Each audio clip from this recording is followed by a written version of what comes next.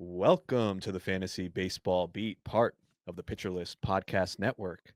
Thank you so much for joining us. My name is Torres. I'll be your host today. On today's episode, we have Curt Hogg of the Milwaukee Journal Sentinel joining us to talk all things Milwaukee Brewers.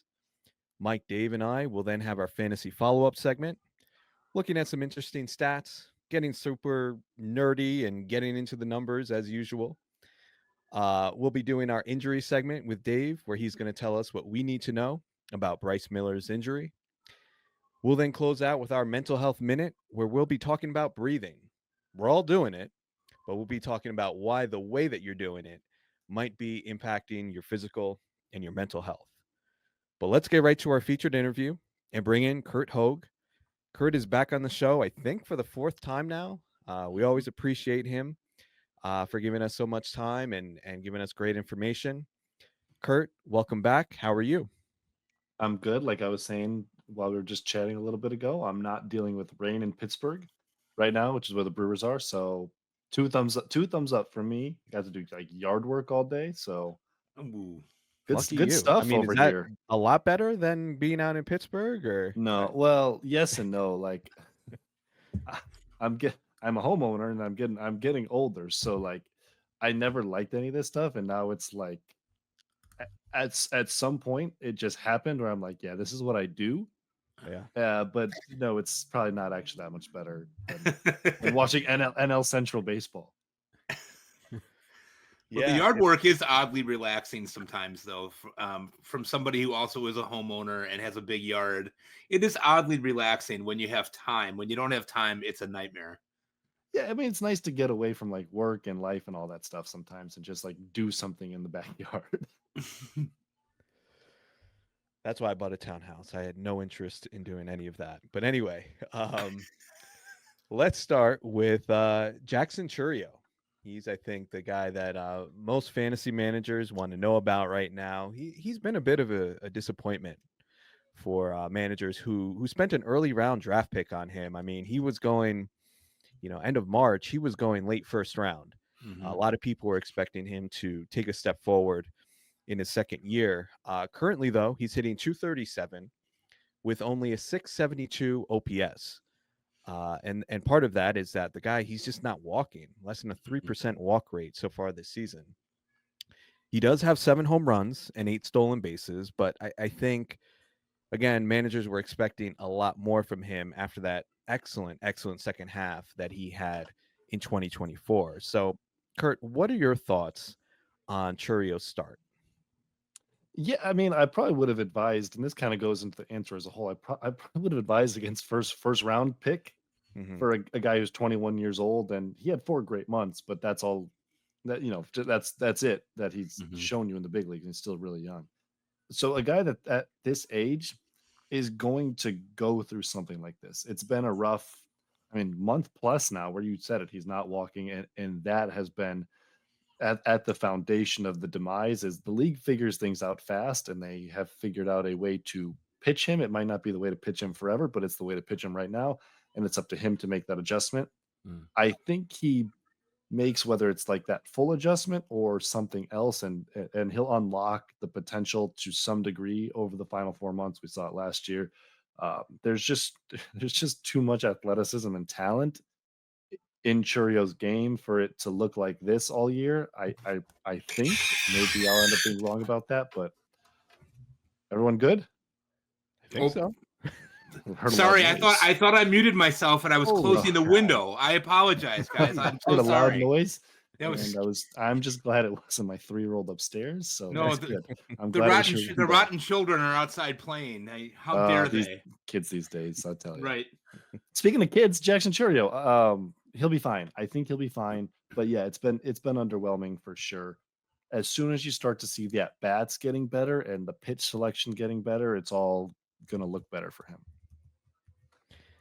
Well, Curt, you're not even, I think you did say that you play some fantasy, but I mean, it's interesting your comment about like, should this guy have been a first rounder based on, he's 21 years old, right? And really doesn't have that big of a track record. let me just throw this to Mike and Dave really quick. Like, were you in on CHOURIO, and were you out on him at all because of that reason? Because you just didn't see enough of a track record there to invest such a high draft pick?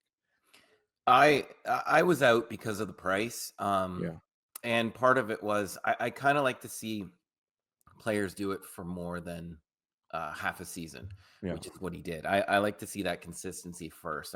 Maybe I'm just too risk averse, but I like to see it and then I'll pay the price. And I just felt this year the price was too much going in. Yeah, I just feel like fantasy players fall in love with guys, and there's a lot to fall in love with here. Obviously, the skill set is insane. He put up an incredible 4 months, like Curt said. I think the bigger issue for me is that when you're that age, we talk about this in our group chat all the time. We were just talking about it with the Orioles yesterday. You end up in a situation where you got these young guys that come up and they're great, and then the league adjusts and they hammer you, and until you adjust back, and if you adjust back, then it kind of goes back and forth with that game all over again. And to me, when people were kind of putting him up in the same breath with like Julio Rodriguez, I'm like, hold up a minute, let's wait a little bit here on this and see what happens. I have some shares of him, but that was early drafts for me. If he had that first or second round pick, that just wasn't going to fit with what I was trying to do. Yeah, it did seem a little bit aggressive when he was moving into the first round ahead of guys like Tatis. I'm like, I don't know about that. But anyway, let's get to Dave. You had a question for Curt. Yeah, my question is continuing with this theme of disappointments. Do you have any insight on the potential reasons behind Joey Ortiz's slow start? Well, he did hit a 109-mile-an-hour home run like 30 minutes ago, so who knows? Maybe he's turning the corner. Actually, he did pull a fly ball, which is something he has done maybe like 3 times this year. So I'm gonna need to see a lot more before I start buying back into Joey Ortiz. But I think Joey Ortiz is I think he still has a chance to be a good baseball player. It's just been a really bad start. Like the Brewers have some guys that they're playing right now. Caleb Durbin kind of comes to mind. You're like, I don't know if this is going to work in the major leagues. Like Joey Ortiz's underlying talent tells you he should be fine in the big leagues. And there was a lot of people, I was one of them that was high on Joey Ortiz coming into this year. And as far as the insight goes, I did talk to him like 3 days ago. And the thing he said repeatedly was like, I'm having trouble seeing the ball. I'm like, what do you mean? What do you mean by that? Like, you're having trouble picking it up? Is the timing off? All the, and he was kind of just reiterating that he's just not seeing it out of the pitcher's hand. And That's a problem. that's not great. Not great at all. But also like kind of, I don't want to say reassuring, but maybe in Milwaukee we're brainwashed a little from Willie Adames. Remember in 2021 in Tampa Bay, he was like, I can't see the ball at the drop. And then he came to Milwaukee and was like, I can see the ball. So maybe here we're like, hey, if you just start seeing the ball better. And so maybe I'm like skewing myself into some optimism because of that. You pick up a few things there, and like all of his swings have been late. He's been late on everything. That's why he's pounding the ball right down into the ground. Like when he hits it hard, it's still late, so it goes straight down. Or the timing's just totally off and he pops it up to first base. It's been rough. But a guy that like if he's on base, if he's right, he's hitting some doubles, he's hitting the gaps, he's hitting homers to all fields and stealing some bases. And the Brewers are going to give him runway too. They don't have other options unless they shock the world and make a trade. That would shock not the Andrew world. Monasterio. Probably not. Well, let's shift to something away from the theme of disappointment and talk about someone who's been actually quite good for Milwaukee so far, and that's Logan Henderson. He's made 3 starts. He's been dazzling in those starts. Undefeated. He's got a 1.69 ERA and 0.81 WHIP. I'm so grateful and thankful that I was able to add him on a couple of teams that I have. The underlying metrics really kind of back up this performance. Curt, do you think he's here to stay in the major leagues now? I know it's a very small sample size, but do you think he's going to stick in the rotation? I'm gonna say yes. And it doesn't, you look at the way he started and it doesn't seem like that's a profound statement, but it is a little bit when you look at the fact that, and I think we're gonna get to this in a little bit, like Aaron Savali started today, he's back. Brandon Woodruff should be coming back soon, and DL Hall and Aaron Ashby, although they're going to be used maybe more as relievers, those are still roster spots for length guys that are going to be going. Someone's got to go, and the Brewers love keeping their depth and sending guys with options down. And Logan Henderson, of course, like fits as the guy that you would send down. But I just think I think it's legit. Maybe not this good, of course, not this good. But given the fact that like most of the time when the Brewers call a guy up and he has 3-4 like really good starts off the bat, there's some smoke and mirrors there. I always think of Jason Alexander. I don't know if you guys remember that name from a few years ago. Even Quinn Priester, like his first few starts was like, okay, this isn't going to be that good forever. And of course, this isn't going to be that good, like I said. But the fastball is a plus pitch, even though it's 92, 93. Guys just don't put good swings on it that often. And the changeup is definitely a plus pitch, maybe plus plus. And he's starting to develop some things with the third and fourth pitches. He's mixed in some decent to okay cutters and sliders, and his command is good. And I sometimes you just buy into the kid. And I think Logan Henderson is one of those guys that I've been buying into for like a couple years. I don't know if we've talked about him when I've been on the show previously, but if we have, I've probably like sung his praises. Yeah, I'm not sure if we talked about. I think I've seen you tweet about him in the past, though, and that was part of the reason during draft season I was drafting him in like the 45th round.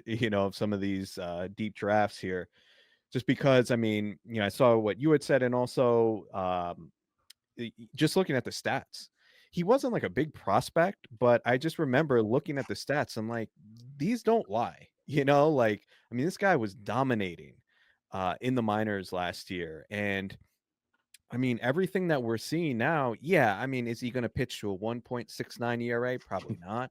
But there's really no holes to poke in this profile right now. I mean, he's getting swing and miss. He's showing great command. Like all of the metrics that I look at, he's checking those boxes. So really impressed with what I've seen. I feel like if he would have gone down, and correct me if I'm wrong, Curt, but I feel like he would have gone down, but it's just like he's forcing the Yeah, Brewers. he forced Like, them. what, Yeah. what can you do? The Brewers cannot justify sending him down after the performance that he's had. So I'm really excited about his future here. Let's continue with this theme of positivity, and I mean there hasn't been that much positive around the Brewers, Not a ton. but yeah, but Bryce Turang has certainly been a bright spot, and just looking at his Statcast page, he's increased his bat speed over 2 miles per hour this year, which has coincided with a 14% increase in hard hit rate, which you really don't see that often, that big of a jump. He already has 4 home runs after he only hit 7 in all of 2024. So my question, Curt, is what the heck has gotten into him? Is this just a player that is maturing physically, or is there something that you're aware of that he may be doing specifically that's helping him to tap into more power? I think the answer, you said it. It feels like an underestimate, but Bryce Turang himself has said like he just feels older and he's maturing physically, and he always knew this some sort of like power/damage would come, and that's what's happening. Bryce is like a very simple baseball player. He keeps things as simple as anyone I've ever talked to on this team. His approach is the exact same. He's changed up a couple things in his stance, but not the sort of things that would lead to suddenly doing tons more damage. A colleague and I, or another writer and I, were watching batting practice the other day, I mean he's hitting 430-foot tanks in batting practice. I'm like, who is this guy? Mm-hmm. Like, this is not the slap hitter who would try pulling fly balls and it would go 200 feet. For the first 2 years that we saw him, and that's who he was. That's what kind of hitter he was. Shorten up, play pepper, and like maybe get a ground ball through the left side. And there was a little bit of a down spell there for him for a couple weeks where he stopped hitting the ball hard. But frankly, like I think that was attributable to a sickness that he was dealing with. And the Brewers were like, yeah, he was like 16, 17 days, and like, oh yeah, now I'm finally getting over it. So maybe that was. Bryce Turang's not going to be a power hitter. He doesn't want to be, and probably shouldn't be. But yeah, he's crushing the ball a lot more, and it's kind of hard to fake that for 2 months, I feel like. Mm-hmm. Chris, do you remember a couple of years ago when we were talking about him and I told you about how I saw him play in Kane County, which was in our backyard when he was in the A ball? And I told you the first thing that I noticed about him, obviously his name pedigree, we knew that, but was his hands. And he really he's got incredible hands defensively, but you watch that guy hit. And even when he was 19, you're like, this guy's going to make it.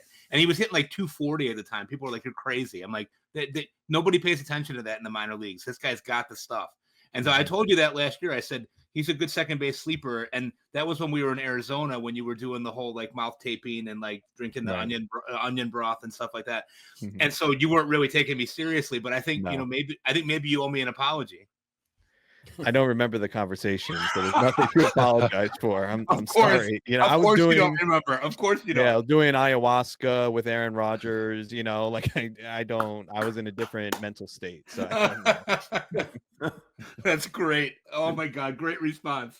I'll apologize a little for the Bryce Trang's not listening to this probably, but if he is, I've done it on like our Journal Sentinel podcast too. I was pretty wrong about him as a hitter. I did not think it was ever going to look like this.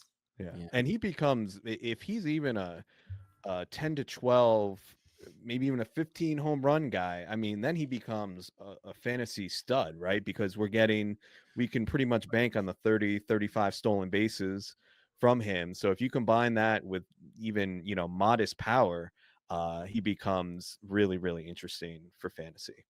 But let's pass this over to Dave, and this is his wheelhouse: injuries. He loves to talk about injuries for some reason. Always talking about injuries. And two guys that interest me on the Brewers right now. Can you give us the latest on Brandon Woodruff and Garrett Mitchell? So Brandon Woodruff is challenging DL Hall's record last year for longest rehab stint. He completed the 30 days. It was supposed to be his last rehab outing, and then he hurt his ankle a little bit and went back on the shelf for another week. Just restarted another rehab stint last night. Went 3 or 4 innings for AAA. So I would guess, like, if all goes well, he's going to make 2, maybe 3 more rehab starts, which would put him at maybe mid-June, early June possibly. It's also worth noting that we're not getting the version of Brandon Woodruff that people saw. If you haven't been following how he's looked in his rehab, or him, frankly, for the last 18 months, he's coming off a shoulder surgery, and the velo is not there.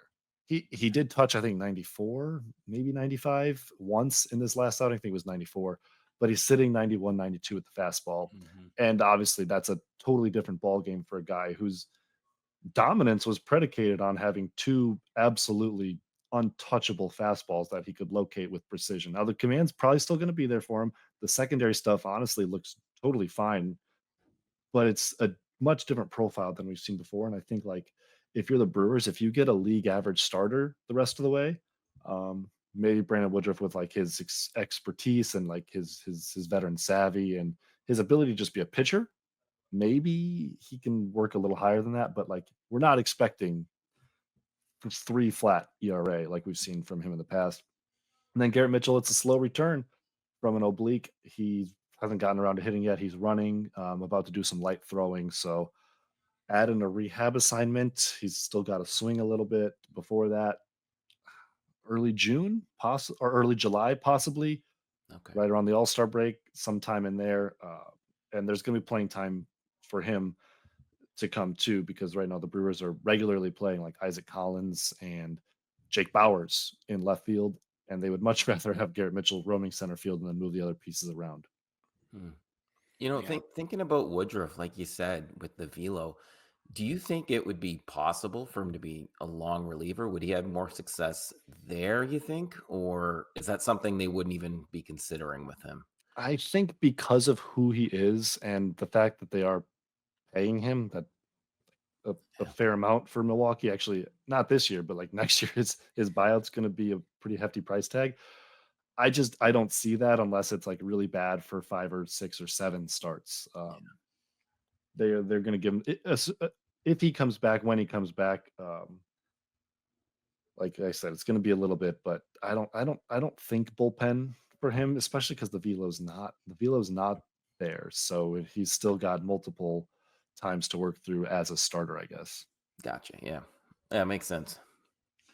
Curt, you know, the Brewers are my second favorite team besides the moribund Chicago White Sox.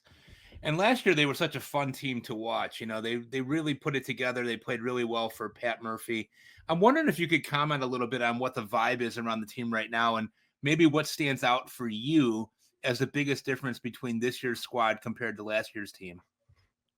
So, the great question in baseball, I always think is like, is a team fun because they're good, or are they good because they're fun? Obviously, no one's going to be good just because they're fun, but does that matter? How much does that matter? What's the carryover? I still don't have a great answer. Like, I do think clubhouse chemistry and all that sort of stuff is important. But absolutely, this team is not only different on the field, but there is a different feel, a different vibe around them. Part of that, obviously, the thing you can point to is Willie Adonis being gone. And like on a day-to-day basis, there is some merit to that. It's just a different group. There's a different feel. Like no one has there's no way to replace like the guy Willie is and what he meant to like all sides of the clubhouse. Like you think about it, there's probably not a ton of guys in baseball that are like the guy for the Latin players.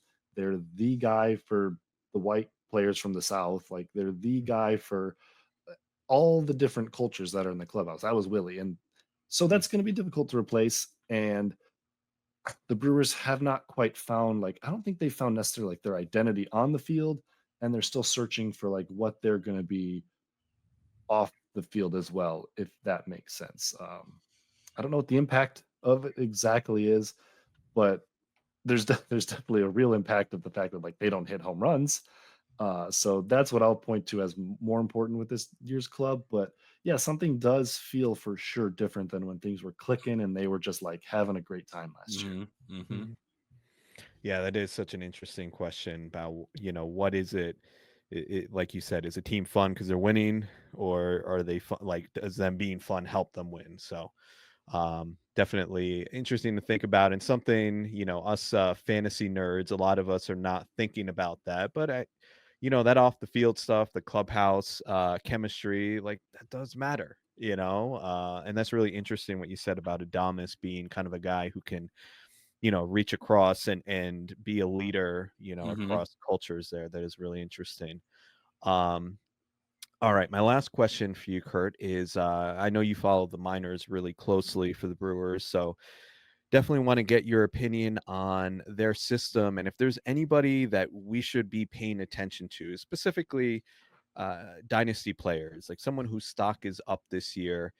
I know Jacob Mizorowski is obviously he's kind of the big name, right, in AAA currently, throwing 100 miles an hour. So I don't know if it's him that is the guy like that we need to be paying attention to right now, or if you have someone maybe a little bit more under the radar that you're looking at.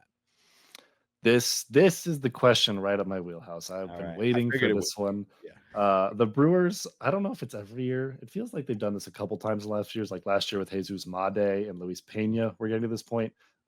We're at the point with them that they're not under the radar, so they're not Right. my answer. But like it feels like every year around this point, there's like the Brewers have some guys, and it's like, yeah, if you're dynasty, jump on them before anyone else does, if it's deep.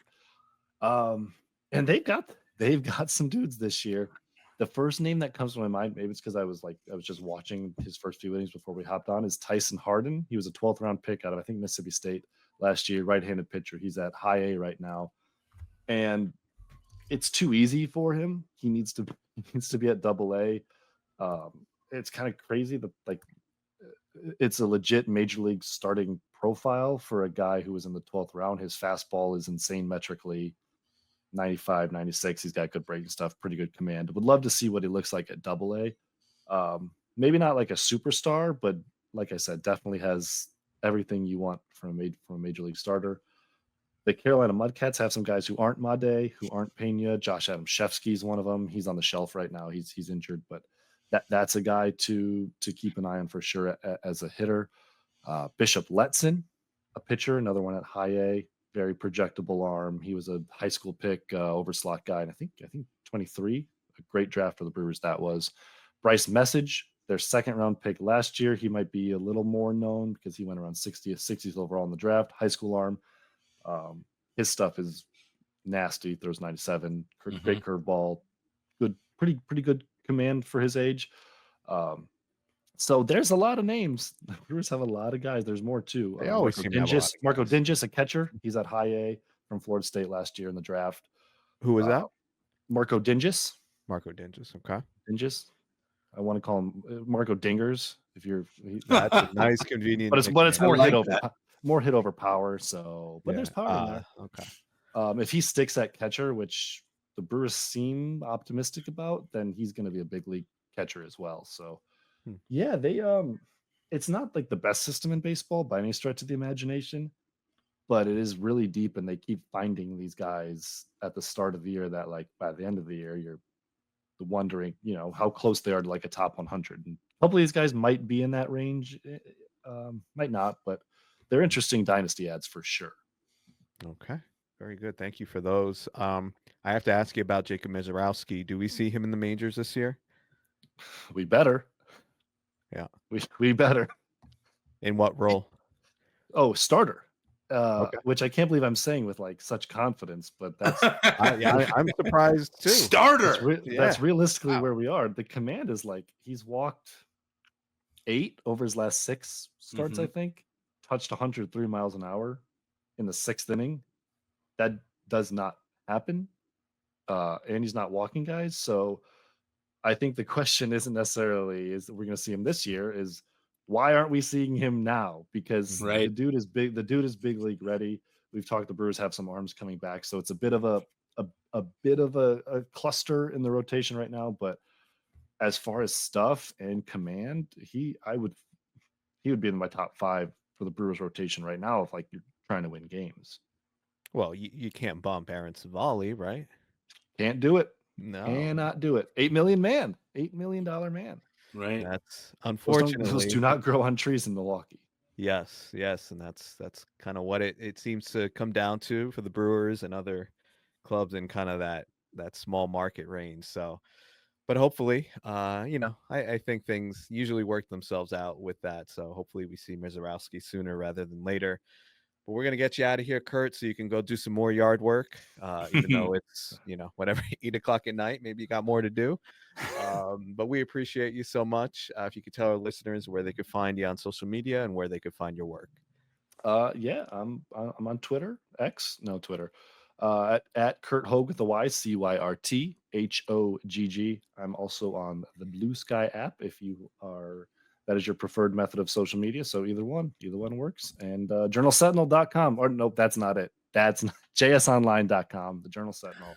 If you want to read about the Brewers, that's where it's happening. Awesome. It's always Twitter here, just so you know. We don't. All right. I don't think there actually is anyone who calls it X. No. Someday someone's gonna buy it back and just bring it back to Twitter. Undo, delete. Yeah. All right, Curt. Thanks so much. We'll talk soon.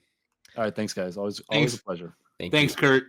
We are going to take a quick commercial break, and we will be back with our fantasy follow-up segment.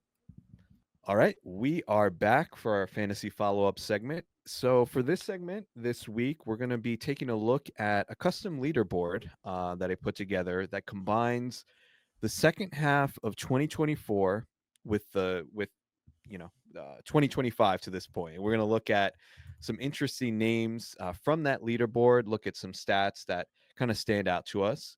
But we'll have a little fun with it. And I'm going to put Mike on the spot here, as I love to do.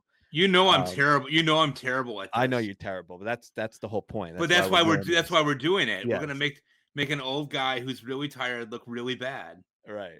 So again, second half of 2024 with 2025 stats. I want you to do the best you can with naming me the top 10 in home runs during that time frame.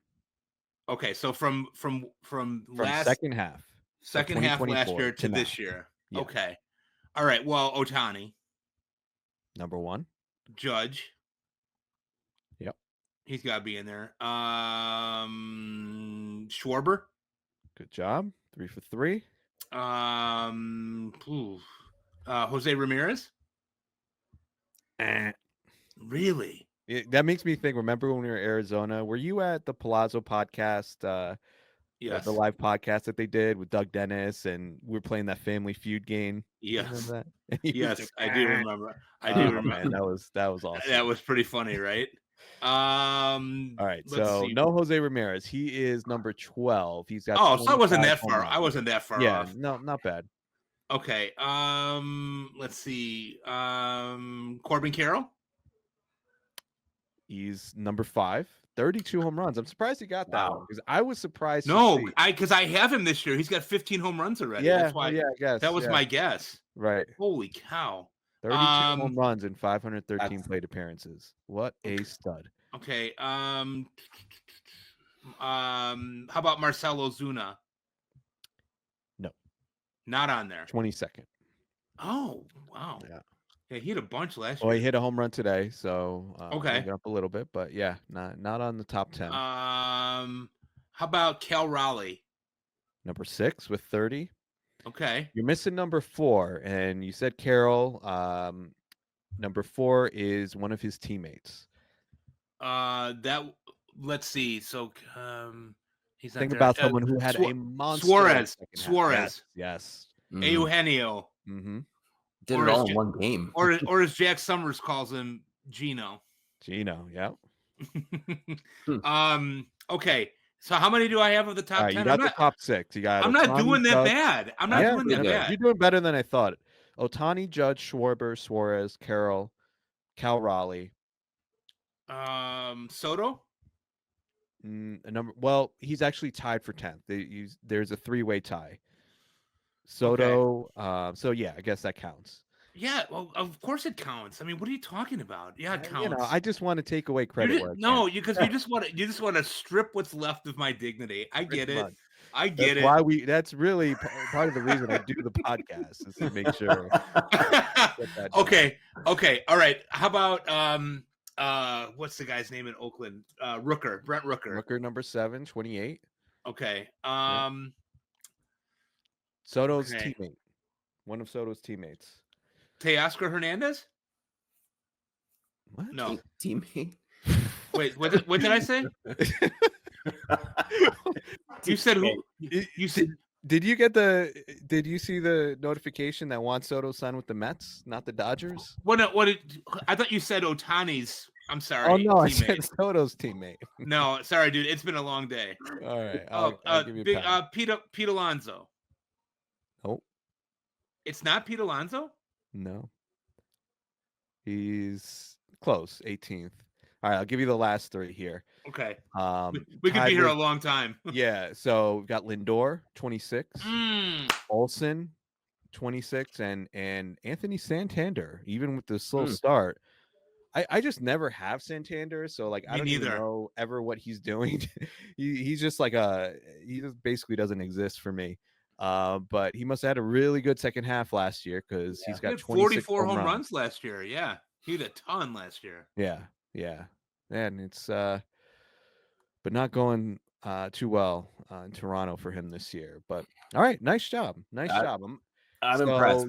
You got most. I sort of redeemed myself until next time.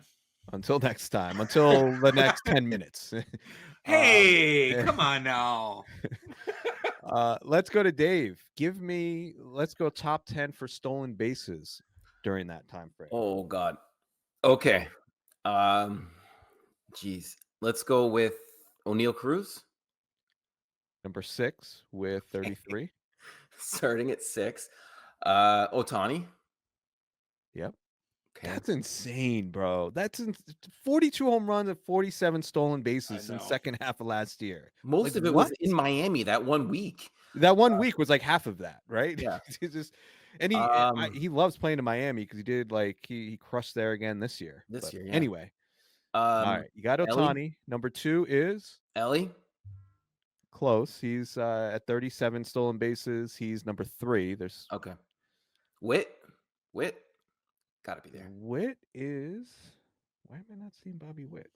Am I blind? Number 14 with 25 stolen bases. Okay.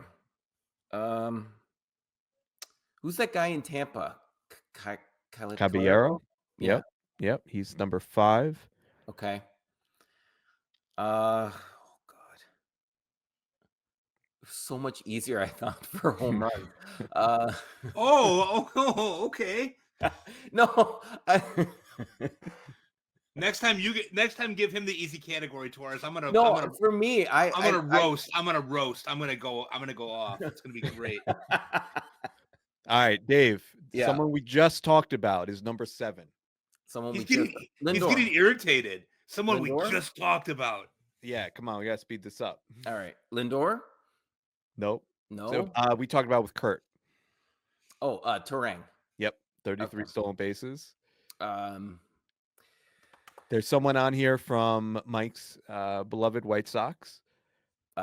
Luis Robert. Mm-hmm. Okay. Nice job with the pronunciation there. He stinks. Merci. How many do I have left? Am I close? You got a couple left. So number 2, I'll give you a hint, is someone who he's been a disappointment. I think we've actually talked about him offline. Someone we just drafted for stolen bases around pick like 150. Oh, Xavier Edwards. Yep. My boy. Your boy. Yeah. Thanks for that, Dave, by the way. Yeah. All right. We got number 4, J-Ram. He's got 35 stolen bases. Number 8, Victor Robles with 29. And my boy Jazz, 28 stolen bases. Come back soon, baby. I need you. R.I.P. Jazz. Yeah. No, he'll be back. Not R.I.P. yet. Okay. So, but yeah, so I just thought it was interesting to take a look at, because often we're just looking at, what people have done this year, and just to kind of extend that sample out and get more information. I thought it would be fun to look at, adding the second half of 2024 here. Some interesting things that I noted.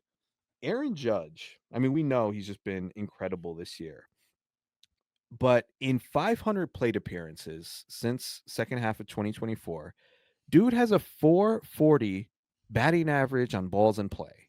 I mean, that is just unreal. That's absurd. Like, is that, I don't know, man. Like, I guess the guy he's getting a little bit lucky, right? Like, even if you're hitting the ball as hard as Aaron Judge, like, that's just incredibly unsustainable. But just, I mean, it's 500 plate appearances. So I don't know. What do you guys take away from that, if anything? I mean, do you think that's just luck, or do you think there's just something like some players just have a skill that, they're gonna run a really high BABIP? Now 440 again, unsustainable, but what do you guys think? Yeah, it's crazy. I mean, I've looked at Judge quite a bit, just because it's so shocking. You see a lot of blood red pages on StatCast, but when you really look at what he's doing, it's remarkable. I mean, he's got the bat speed, he gets the sweet spot, he's got the hard hit stuff. He doesn't strike out much, and when you don't strike out a lot, and you make more contact, obviously better things can happen. He walks at a 14% rate. I mean, the guy is just a monster. There's really nothing that he can't do with the bat in his hands. And it's funny because you look at the size of him and you think, here's a guy that's 6'7" and 280 pounds. You should be able to get him out, right? You can't. There's just nothing that you can really do. I mean, his OBP is almost 500, guys. It's just absolutely insane. Yeah. I mean, it's really, obviously there's nothing you can do from a fantasy perspective. Like, if you have him, congratulations. Like, I don't think anybody's going to be trading him away or whatever. Just, he's a marvel. And we're looking at someone who I think is just historic, that we're going to, generations after us will look back on and just be like, holy crap, like, that dude was really special. Zach Neto. Let's talk about Zach Neto for a sec, because he stands out here. He missed the first month or so of the season, and he's really hit the ground running. And looking at his second half with this season so far, he's got 387 plate appearances, 19 home runs, and 24 stolen bases. Mm-hmm. I think he's flying, or, not so much anymore because he's just been so hot. But, I mean, this was someone who was really discounted during draft season because of the injury, and I thought that was fair. We didn't know how he would bounce back from the shoulder injury, but man, I mean, what we're seeing in these past 400 plate appearances, like, I think this guy is a certified fantasy stud at this point. Mm-hmm. Where does he go next year? I mean, is he let's say you were drafting, forget next year. Let's say you were doing one of these like second half drafts, or sometimes NFBC will do like a Memorial Day second chance league. Where'd you be taking Zach Neto at this point? Oof. Let's start with you, Mike. Yeah, I take him high. I liked him last year a lot too, and I know coming off of the injury, there was a lot of concern about how that was going to come back for him. He had 23 home runs last year and 30 stolen bases, 250 batting average, which is that's usable. But this year, to your point, he's already almost at double-digit home runs and steals, 8 of each in 135 plate appearances. Crazy. I mean, right now he's probably a top 5 shortstop. I mean, I don't know that I would take him there because I would be a little worried. The K rate's a little high, walk rate's a little low. I mean, you might be quibbling a little bit at that point, but he's a really good ball player. He does pull everything, which is a bit of a problem sometimes. But the way that he's going right now, I mean, I think he's a top 5 shortstop. You taking him 3rd round? Yeah, I mean, with what he gives me, yeah. I felt like he was underrated going into the year. I know he was hurt and we don't know what he's going to do, but this was a guy that put up really good numbers last year. And he only had 542 plate appearances last year, and he had 23 home runs and 30 stolen bases. So I felt like those numbers could translate that. You're looking at, you guys know how I feel about the guys that do the double-digit stuff. I just love those guys, even if the underlying skills aren't always great, which is probably something I should be looking at a little bit harder. But Neto is a really good ball player, and he's only 24. Right. There's more room for him to grow. He's a first round pick. There's a lot of pedigree there for us to see him continue to improve. Yeah. And the thing with guys like that, I mean, now I'm thinking about it. I think he probably would go. He'd be like a late second, maybe mid-second round pick. I mean, I think what he's showing is, people are getting that excited about him. And the thing, what you were saying about like guys that offer the power and the speed, like I think everybody knows that at this point. Like, yeah, you should be targeting those guys. But I was just thinking about this the other day because I drafted Vlad Guerrero in a few spots, and I mean, he's probably going to be fine, right? He hasn't gotten off to a great start, but he's leaving something to be desired here. And when you draft guys that really just don't, like, he gives you average and he gives you power, but I just feel like when you get those power speed guys, it gives you more outs, right? Like if Vlad Guerrero runs into some bad, unlucky home run fly ball rate, or just like, I don't know, just has one of those years where he hits a lot of ground balls, as he's been prone to do. Like, there's not many outs, right? Because he's not going to contribute in stolen bases. So then you really get hurt when you draft a guy that high and you don't have that balanced profile. Whereas with a guy like Neto, you have that floor, right? Like, he's at least going to give you speed. And again, it's just like that idea of, like, in poker, you just want to give yourself as many outs as possible. And I think with average too, like you were saying, you don't know with the K rate, like, average is so variable, right? That we just don't know, right? Like someone could be projected for a 250 average, but what is it, an extra hit a week, and all of a sudden they're a 270 hitter. And think about, like, that's a positive, right? Yes, sir. And that could just be some good fortune. So I think that's kind of a broader point that I wanted to make about the importance of looking for these guys that could give you the power and the speed. And about Guerrero, I probably won't be drafting him anymore that high for the reason that we're talking about here. Another guy I wanted to mention is Cedric Mullins, kind of the same idea. Someone who I just wanted to point out because I feel like people are still kind of underrating. He wasn't great last year. Always Yeah, underrated. and this year I'm kicking myself. I have no shares of him, and I just felt like he was a boring player. Like, is he going to get the PT? Is he, But that's really silly. Because a dude, he steals. He runs wild on the bases. He has 19 home runs from the second half of last year to this year, on 399 plate appearances. Everything under the hood looks solid, and he's got that profile that we look for, that he pulls the ball in the air. So yeah, he doesn't have the greatest raw power, but I think projections sometimes can underrate these guys that have the right swing profile, that are going to pull the ball in the air and can get to extra power that way. And yeah, I love everything that he's doing. He's also making good swing decisions. Like he doesn't chase, and he's swinging in the zone 70% of the time, which is a little bit above league average. So those are the things that I'm looking at. He checks every box for me, Cedric Mullins. Yeah, he's going to sit against some lefties, but just that power speed profile. I think he's someone that if you're in a trading league, you probably can still acquire, because I don't think he's got that same, that same brand recognition as someone who may have like a similar skill set. So, all right, Yeah, those are some interesting names I wanted to point out. Anything else stand out here? Yeah, sorry. No, just about Mullins. It's he's just a prime example to me of a guy who with first impressions, he came in and he was nobody, and then he surprised everyone, and then he just disappointed. He didn't live up to that. And I think that's something in fantasy that we need to be cognizant of, that, just because they've let you down in the past, if they're able to A, stay healthy, which he is now, and B, make the adjustments that he's making, you can go back in on someone who's disappointed you in the past. And I think that's why Cedric Mullins gets so undervalued and so underrated.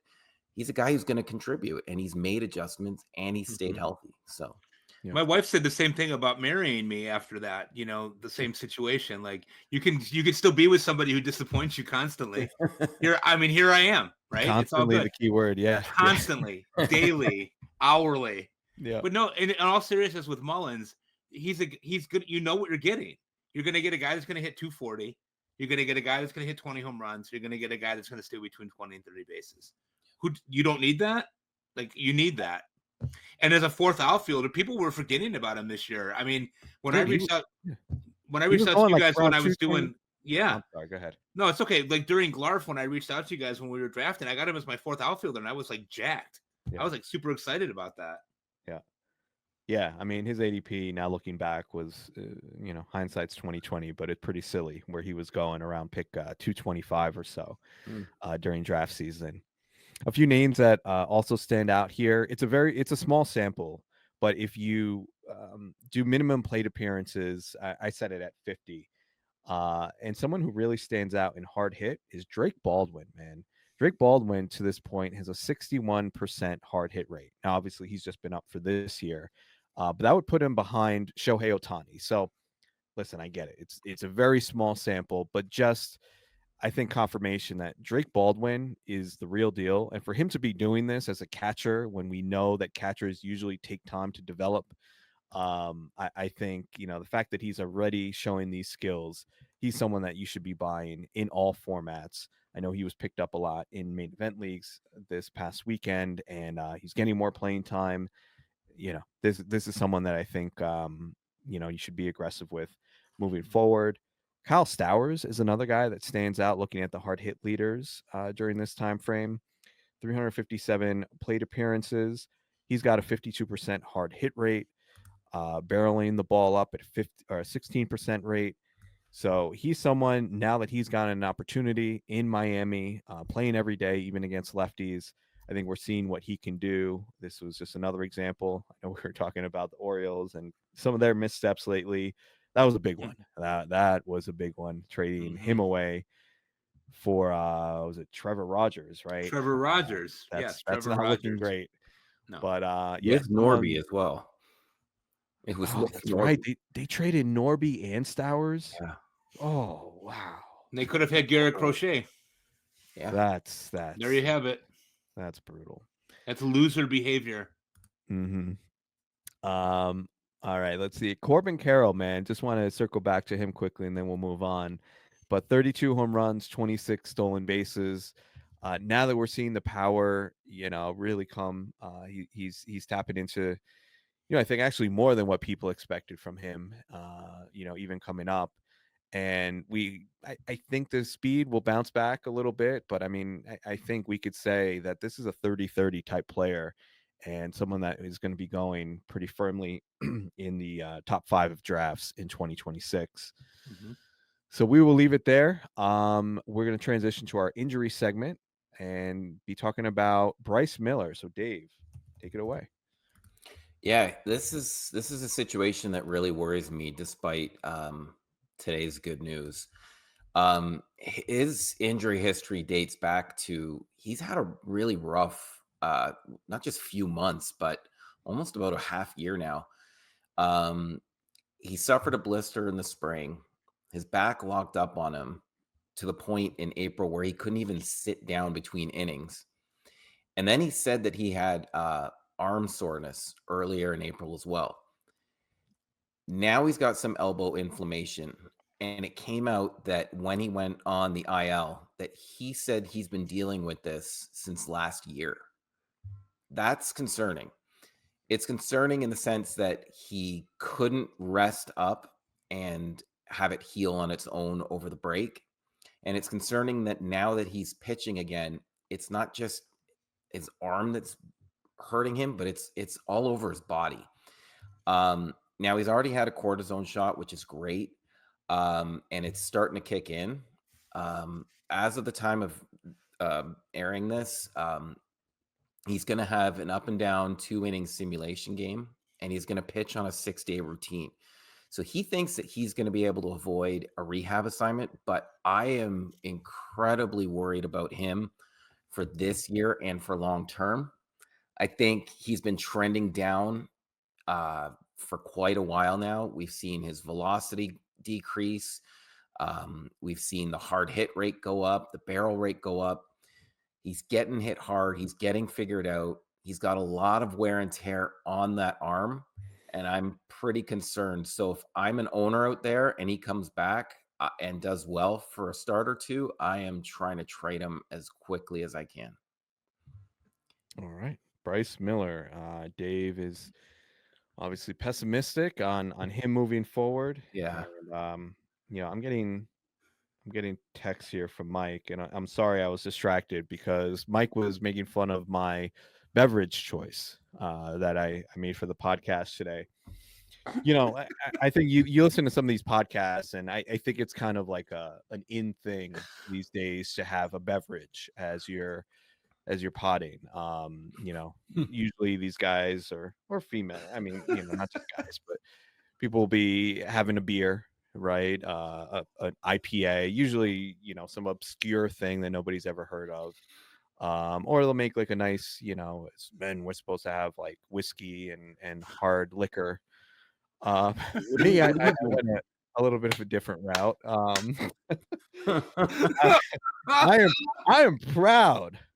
I am proud to say that today my beverage of choice is a Capri Sun, Pacific Cooler Capri Sun. People may look down on that, but I have a 5-year-old and he likes Capri Sun, and I appreciate that. And there's a lot laying around, and I tend to have one every now and then. Yeah, just so people who are listening know, while Dave was talking, I had to mute myself because I was laughing so hard because I saw him lift the silver envelope to his mouth and take a sip, and I said, "Are you drinking I texted him. I said, "Are you drinking a Capri Sun?" And he goes, "I can't say the first part, but he said it was a Pacific Cooler." And I just texted him back. I said, "Daniel wants a shitbag, blood." I mean, you're drinking a 5-year-old kid's drink, man. Yeah, I'm drinking an IPA. I had an IPA. I had a Vallejo from Half Acre in Chicago. Yeah, I don't know what that is. I don't. It was darn good. It was very tasty. Yeah. But my God, I'm laughing so hard that I'm sweating, which is not good. Let's be honest, I'm a disaster. But but you just, and I just have to apologize to Dave because now Mike used the profanity on the podcast. Now you're gonna have to edit that out because Pitcher List does not allow those things here. My bad, guys. Sorry. So I'm a vulgar boatman. Everyone knows. Yeah, this. I knew that would come out in you eventually, but all right, enough with the nonsense. I'm gonna finish my Capri Sun while we take this quick commercial break. All right, we are back. We're going to close out with our mental health minute as usual. And this is where we move away from baseball stuff and talk about something related to mental health. And this week, we're going to be talking about breathing. So you may be wondering, like, why, like, breathing? Like, yeah, what does that have to do with anything? Well, there's a lot to do with our mental health and our physical health as well. There's been a lot of research that's come out in the past few years. There was a great book actually by someone named James Nestor. He wrote a book called Breathe. It's a very apt title for the book. He talked about the importance of number one, making sure that we're breathing through our nose, right? And I think we've talked about this before, Mike. And part of the reason why I'm going to open up this box again. I've told you in the past about my habit of taping my mouth shut at night. God, it sounds so ridiculous. But the reason for that is because I have a habit of breathing through my mouth. And especially at night, what would happen is that I would breathe through my mouth and I would end up snoring. And first of all, obviously my wife hated it. And second of all, I just didn't feel rested, and that's well known now that there's a link between snoring and not getting like deep REM sleep and, sleep apnea, like how that could affect your health. So that's the reason that I do that. And even during the day, I've really made it a point to be intentional about the way that I breathe, because again, like I often will end up breathing through my mouth or breathing in a very shallow way. And, if you think about like stress and anxiety, when your body is stressed or when you're feeling anxious, what happens? You tend to breathe in a more shallow way. You're breathing more in like the upper part of your chest. And it becomes like a cycle, because when you're breathing shallowly and your body's not getting enough oxygen, well, that only puts you more into this fight or flight state, because you're not giving the rest of your body what it needs. So I just wanted to bring that up as something that people should really think about, especially if they are feeling a lot of stress or if they're dealing with anxiety. Like that's something that I do with my clients. One of the first things we talk about, which I think kind of catches them off guard a little bit, is like, well, how do you breathe? Like what are you thinking about that? Because when we take time to really be intentional, do like deep breathing exercises, that activates our relaxation response in our body. The fancy word for that is our parasympathetic nervous system. And that's like our relaxation response, it's also called our rest and digest state, and many of us are just going through life in fight or flight in the sympathetic nervous system. And the way to counteract that, one of the quickest, most efficient ways to counteract that, is to breathe in a slow and intentional way. So any thoughts on that, guys? Do you have any, have you ever like done deep breathing exercises or really thought about this topic? I personally haven't, and I didn't even really consider it as something, but hearing you talk about it, it's something I'm going to actually try and do, because like I do have moments where I'm really stressed, whether I'm, here at home or at work. And it's something to consider, maybe that will help de-stress me, or maybe that'll help me relax or get through a situation that could be tough, right? So I found this more of a learning experience than like a sharing. I don't have anything really to share about my breathing personally, but I'm definitely gonna take it all in, what you're saying. Awesome. Yeah. I use it a lot. I mean, I think we talked a few weeks ago about how I use a stuffed Eeyore that's got a weighted butt blanket to help me with my stuff at night trying to sleep.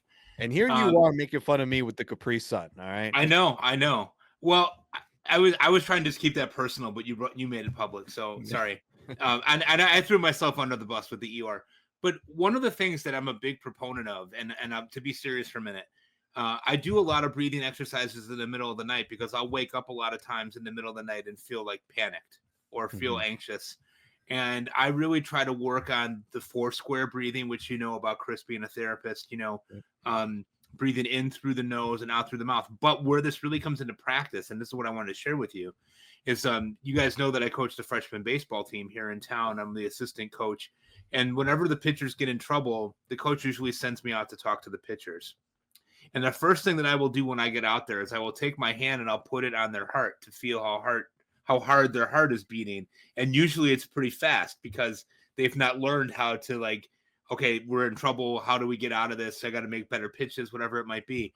And the first thing I will always tell them to do with my hand on their chest is to breathe through their nose deeply as they can, take it in and breathe it out 3 times. And I tell them I'm not leaving the pitcher's mound until I see you do that. And a lot of times they'll do those real short, like they're heaving breaths. I go, no, what we're doing is we're playing a game. We're either going to get this guy out or we're not. We're either going to win or we're going to lose. And there's nothing really in between that. So just go with yourself and do what you do, execute your pitches, and we'll see what happens. And it really is remarkable with 15-year-old boys to get them to start to see that idea that my brain, like you said it, Chris, our frontal lobe is full of the emotion center of our brain. So when we start to feel frustrated, or when we start to feel anxious, and we start to feel that shortness of breath coming on, whatever it might be, the breathing is proven scientifically to get blood flow back to the emotion center of our brain. Right. And so if you can teach that, you can teach yourself that. If you can teach other people that are in your care that, you're going to be way ahead of the game. And what I will end up doing at school a lot of times is, before I even talk to a kid who's in trouble or a kid who might have caused some chaos within the building, the first thing I will do is lead them through a breathing exercise, one of a number of different ones. Chris, you know better than I do. You know the benefits of it, but like 4-7-8, Yep, the bellows breath, the mindfulness, deep breathing. There's all these different techniques that you can research and use. And what I find is with our kids is that when I can get that emotion to come down, then we can actually talk. Then we can actually do some of the work that needs to be happening. But you got to be able to breathe first. And if you can't do that, then you're not going to be successful with that. So I've learned a lot of that in 30 years of special ed. I know you do it as a therapist and do it far more than I do, but I've learned in my own life to use those techniques. The problem that I have, I don't always remember to use them. Yeah. And that, sometimes when my emotions are running high, I might not be thinking clearly about what I need to do in that situation. You know what I mean? Because you're not getting the blood flow to your frontal lobe, which helps you make good decisions, right? That is absolutely correct. Yeah. So, but yeah, I love the way that you're using that. And yeah, it sounds like you're using that as a way to ground, whether it's your players or your students. Like you ground them in the present moment, and that allows them to then respond in a more effective way. Yeah, exactly. Like, we're okay, right? Like, I mean, this is not whatever happens here. If you don't get this guy out, it doesn't define who you are as a human being. It's just, like we're gonna be okay. And people forget that. We all tend to forget that. Right. And just to tie this back into baseball quickly, there was an article that I shared on our Twitter feed. By the way, follow us at Fantasy B Beat on Twitter, about Brooks Lee. And this was in a Fangraphs article from Sunday Notes by David Lorilla, I believe is how you say his last name. But it was about Brooks Lee and how he underwent a septoplasty over the winter. And the article starts, Brooks Lee can breathe easier now, literally. It talks about his, him being able to relax now that he's established in the starting lineup. But it says that now he said before he couldn't breathe out of his left nostril. Getting more oxygen in my brain is a huge difference. I'm more calm in the box because I don't have to breathe as hard. My whole life, I'd have to breathe out of my mouth because I couldn't fully breathe out of my nose. Like, holy crap. Like, you were like at such a disadvantage, Brooks Lee, because you couldn't fully breathe. And I don't think it's a coincidence that now he's putting it together this year, now that he has the ability to actually breathe. So I think this applies to so many different things, right? Just the importance of it. So I encourage anybody listening to really just to think about that. And whether it's, do research on deep breathing exercises or the 4-7-8 breathing that Mike mentioned. And, also remember during times of stress, just to slow down. It's a cliche, take a deep breath, but there's a reason that cliche has lasted, because there's actually a lot of utility to it. So hopefully this was helpful and gets you thinking, and hopefully you enjoyed this episode. But we're going to get out of here now. We'll be back next week, I think, with Gary Phillips of the Daily News to talk Yankees. So looking forward to that. But until then, For Mike Carter, for Dave Funnel, I am Chris Torres. Thank you for listening to the Fantasy Baseball Beat.